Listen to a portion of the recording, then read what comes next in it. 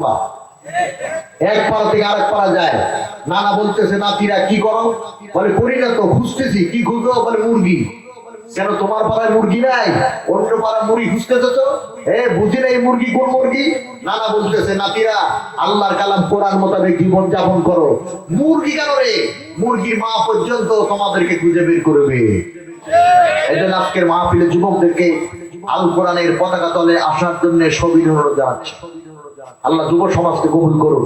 যুব সমাজ যখন কোরআনের পক্ষে আসবে, এদেশে ইসলামের বিজয় পতাকা পথ পথ করে উঠবে। কারণ হানজালা বছর ঘরে বউ রেখে শহীদ হয়েছে।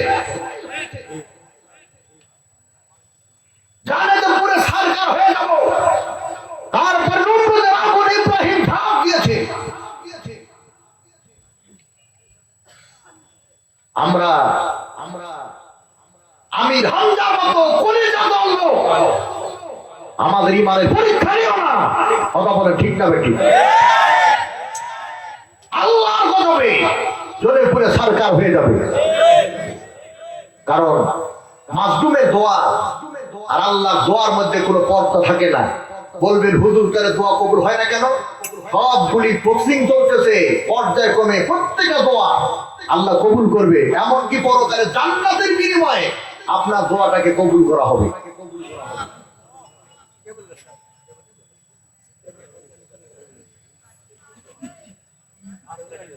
নবীজি মিস কল দিলেন। আল্লাহ কল ব্যাক করে জানাই দিল বাল হুয়া কুরআনুম মাজিদ। আল্লাহু আকবার কালকে বলেন নাকি নিয়াত করে বলতেছেন? যতই চাপাচাপি করেন হুজুর আপনার বেলা সুবহানাল্লাহ নাই, আপনি নাটোরের মাল। আমরা সুবহানাল্লাহ বলবো সিলেটের মাল আসতে পারে। বলেন তো আমার সময় সুবহানাল্লাহ বললে পারে সওয়াবের কোনো ঘাটতি হবে? কোনো কমতি হবে? সিলেটের মাল আসতে পারে, সওয়াব কোনো বাড়তি হবে? তাহলে সব সময় কোরআনের আশ্চর্যজনক তথ্যবহুল কথা শুনে আমাদেরকে সুবহানাল্লাহ আলহামদুলিল্লাহ আল্লাহু আকবার এগুলি বলতে হবে। আবু জাহেল মাথা নিচু করেছে। দর্শক টানটার উত্তেজনার মধ্যে খেপে গেছে। রেফারি খেলার খবর কি? কারণ দর্শকের ধারণা রেফারি পক্ষপাতিত্ব করতে পারে, তাই তার উপরে আত্মবিশ্বাস নাই।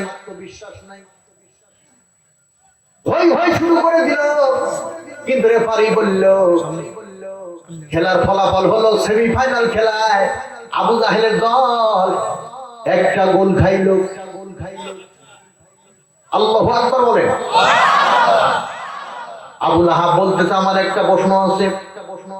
সেই প্রশ্নটা হলো কোরআনের নাম জানলাম কোরআনুম মাজিদ। কোরআনের বাড়ি কোথায় আমরা জানতে চাই। বাড়ি ঘর আছে না কোরআন ঘর জামাই?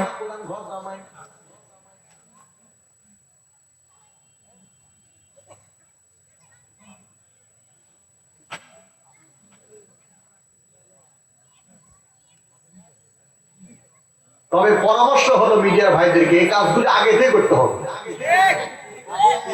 আমার ওয়াজ বন্ধ করে যদি এই কাজ করো তা আমার লস টাইম দিবে কি? কে দিবে? রেফারি। রেফারি তো নির্দলীয় না।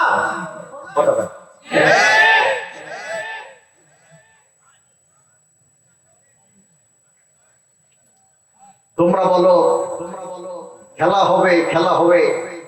আমরা বলি খেলার জন্য প্রস্তুত। তবে রেফারি নির্দলীয় নিরপেক্ষ দিয়ে দেখো আবু জাহেলের দলের মতো কয়টা গোল খাও। কথা ঠিক আছে তো?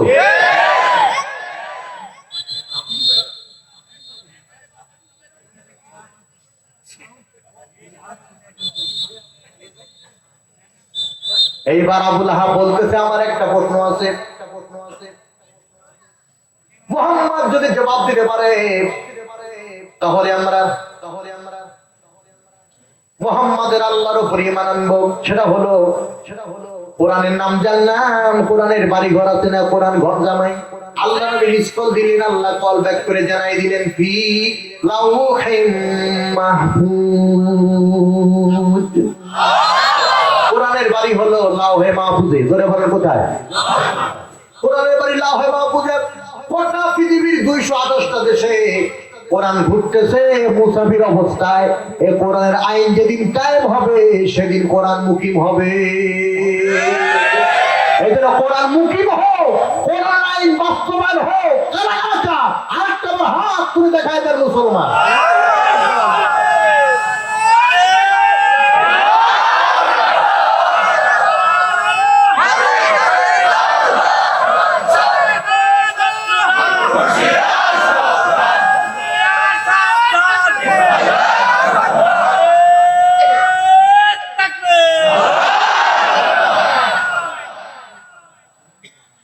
কয়টা গোল হলো? খেলার খবর রাখেন নাই?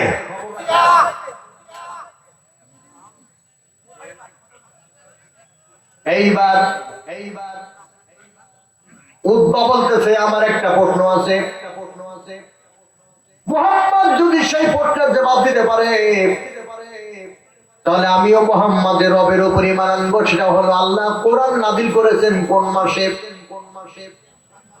আল্লাহ নবী মিস কল দিলেন, আল্লাহ রাব্বুল আলামিন কল ব্যাক করে জানিয়ে দিলেন শাহরু রমাদানাল্লাযী উনজিলা ফীহিল কুরআন হুদাল লিন-নাসি ওয়া বায়িনাতিম মিনাল হুদা ওয়াল ফুরকান। রমজান মাসে আমি আল্লাহ কোরআন নাযিল করেছি। কোরআন হলো সত্য মিথ্যা হক বাতিলের মধ্যে পার্থক্য নির্ণয়কারী। রমজান মাসের কোন মর্যাদা নাই, রমজানের মর্যাদা এত বেশি কোরআনের কারণে। এই ধুপই ভ্যান চালকের বিয়ে বরযাত্রী আমরা সবাই মনে করেন, একজন ভ্যান চালকের বিয়ে ধুপল গ্রামের বরযাত্রী আমরা সবাই মেহমান বৃন্দ সহ। কিন্তু বলেন তো আজকের এই বিয়ের দিনে সবচেয়ে মর্যাদা কার বেশি, আমাদের না বরে? আবারও ছন্দ বলি, বরের জন্য বিশাল গেট, বরের জন্য বিশাল প্লেট, বরের জন্য বিশাল মাছের মাথা সিলেক, ঠিক কিনা বলেন? তাহলে বর ছাড়া বিয়ে করতে গেলে পরে বরযাত্রীর যেমন সম্মান নাই, ইজ্জত নাই, বেইজ্জত হওয়ার সম্ভাবনা আছে, তেমনি কোরআন ছাড়া রমজান মাসের কোন মর্যাদা নাই। কোরআনের কারণে রমজানের মর্যাদা তো বেড়ে গেছে।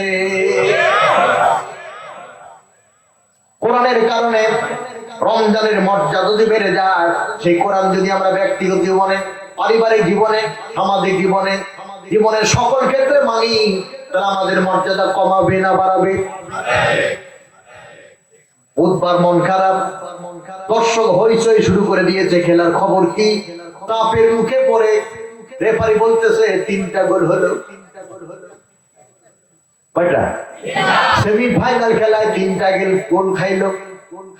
সাইবা বলতেছে আমার একটা প্রশ্ন আছে, সেই প্রশ্নটা হলো কোরআনের নাম জানলাম, কোরআনের বাড়ি জানলাম, কোরআন কোন মাসে নাযিল হয়েছে তাও জানলাম, এখন জানতে চাই কোরআন কোন রাতে নাযিল হয়েছে। আল্লাহ নবী মিস কল দিলেন, আল্লাহ রাব্বুল আলামিন সূরা কদর নাযিল করে 1 নম্বর আয়াতে জানিয়ে দিলেন ইন্না আনজালনাহু ফি লাইলাতিল কদর। নিশ্চয় আমি আল্লাহ কোরআন নাযিল করেছি কদরের রাত্রিতে। নবী তুমি জানো কি কদরটা কি? নবীজি বললেন আমি জানি না। আল্লাহ বললেন কদরের রাত হলো 1000 মাসের চাইতে উত্তম। আরবিতে আলফুন হাজার, এর চাইতে অধিক কোনো সংখ্যা নাই। আমরা যেমন মিলিয়ন বিলিয়ন ট্রিলিয়ন বলি, আরবিতে আলফুন, এর চাইতে অধিক কোনো সংখ্যা বুঝায় না। এখানে হাজার মানে হলো হাজার হাজার হাজার হাজার, কত হাজার আল্লাহ ভালো জানে। আমরা যদি নরমালি 1000 মাস ধরি তাহলে 84 বছর 4 মাস হয়। তাদের কিছু অংশে কোরআন নাযিল করার কারণে রাতের মর্যাদা যদি এত বেড়ে যায়, তাহলে যদি আমরা আমাদের জীবনের সর্বক্ষেত্রে কোরআন মানি, কদরের চাইতেও আমাদের মর্যাদা বেড়ে যাবে।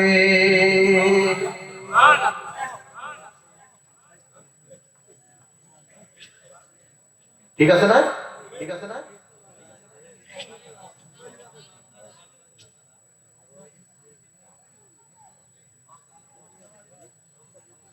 আলহামদুলিল্লাহ, একটা পরিবেশ হয়েছে না? তাকায় দেখেন সবাই, আলহামদুলিল্লাহ বলেন। মানুষ বৃষ্টির কারণে জায়গাটা কর্দমাক্ত হয়ে গেছে, তারপরও কষ্ট করে ওয়াজ শুনতেছেন, আল্লাহ তাআলা এর জাযা দিবে ইনশাআল্লাহ। এখন কথা হলো, আমি যেহেতু নাটোরের ছেলে, আবহাওয়া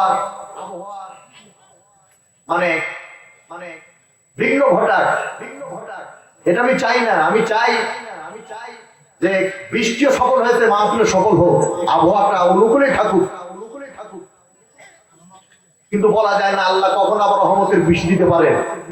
যদি রহমতের বৃষ্টি দেয় তাহলে আমরা আর এক রহমত থেকে নিরাশ হবো। সেটা কি? মেহমান হলো রহমত, ঠিক কিনা? সিলেট থেকে আসতেছে উনি মেহমান, ওনাকে আমরা দেখবো, ওনার বক্তব্য শুনবো, ঠিক কিনা?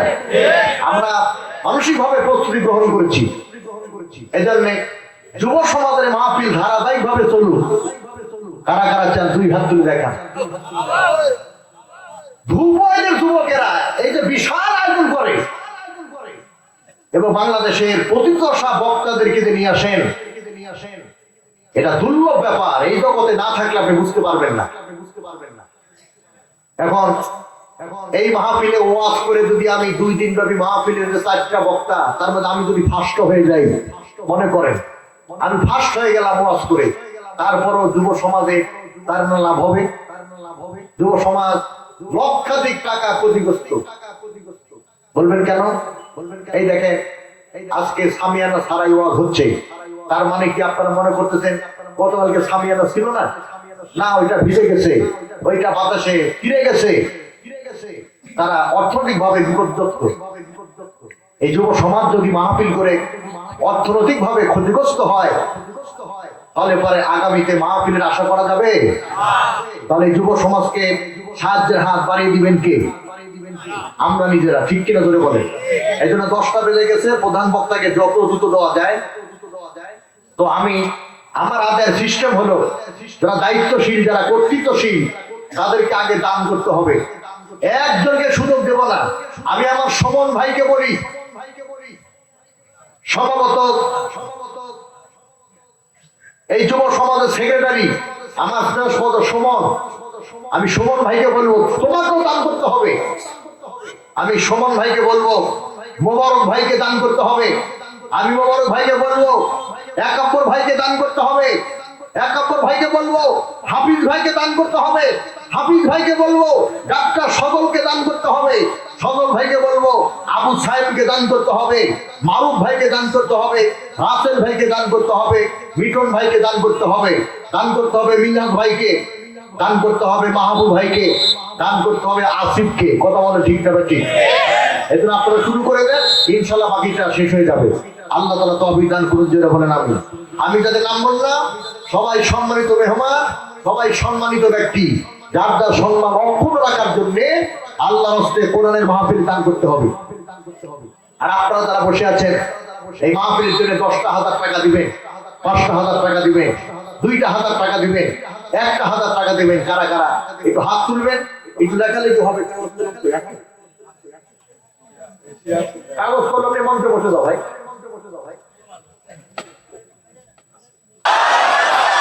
নারায়ে তাকবীর। আজকের মাহফিলের প্রধান আকর্ষণ বিশিষ্ট ইসলামী চিন্তাবিদ ও গবেষক, তরুণদের যুব সমাজের আইকন মাওলানা এম হাসিবুর রহমান, কাঁচাগোল্লার জেলা, নাটোরে স্বাগতম। লিল্লাহে তাকবীর, নারায়ে তাকবীর। হাসিব ভাইয়ের আগমন এই মন্ডল পাড়া যুব সমাজের পক্ষ থেকে, কবরস্থান কমিটির পক্ষ থেকে, মাহফিলের পক্ষ থেকে, আমাদের পক্ষ থেকে লিল্লাহে তাকবীর, লিল্লাহে তাকবীর। আমরা সময় ক্ষেপণ করবো না। প্রধান বক্তা মহোদয়কে একটু ডাক বসিয়ে আমরা ব্যাগটা ভেতরে টানিয়ে দেব, তাছাড়া কমিটির যুব সমাজ অত্যন্ত ক্ষতিগ্রস্ত হবে। এই জন্য প্রধান বক্তার কাছে 2টা মিনিট সময় চেয়ে নিয়ে আপনাদের কাছে অনুরোধ জানাই, একটু পকেটে হাত দেন। আপনারা ব্যাগের ভেতরে 2 টাকা, 5 টাকা, 10 টাকা, 20 টাকা, 50, 100, 500, 1000 যেটা পারে মেহেরবানি করে আল্লাহর রাস্তায় দান করবেন। ওই ভলান্টিয়ার ভাইরা কই? ব্যাগ কই ব্যাগ? হ্যাঁ, ব্যাগ নিয়ে একটু ভিতরে এই যে ভাইরা চলে গেছে। আমার যুব সমাজ ব্যাগ নিয়ে ভিতরে ঢুকেছে, অক্লান্ত পরিশ্রম করে 2 দিন ব্যাপী 6ষ্ঠ বার্ষিকী মাহফিল বাস্তবায়ন করেছে। সুতরাং তারা ক্ষতিগ্রস্ততার মধ্যে রয়েছে, লক্ষাধিক টাকা। আপনারা মেহেরবানি করে ব্যাগে অন্তত কিঞ্চিত দান করে তাদেরকে সহানুভূতির হাত বাড়িয়ে দিবেন। একটু মেহেরবানি করে আপনারা সবাই দান করবেন। ব্যাগটা মঞ্চে এলেই প্রধান বক্তাকে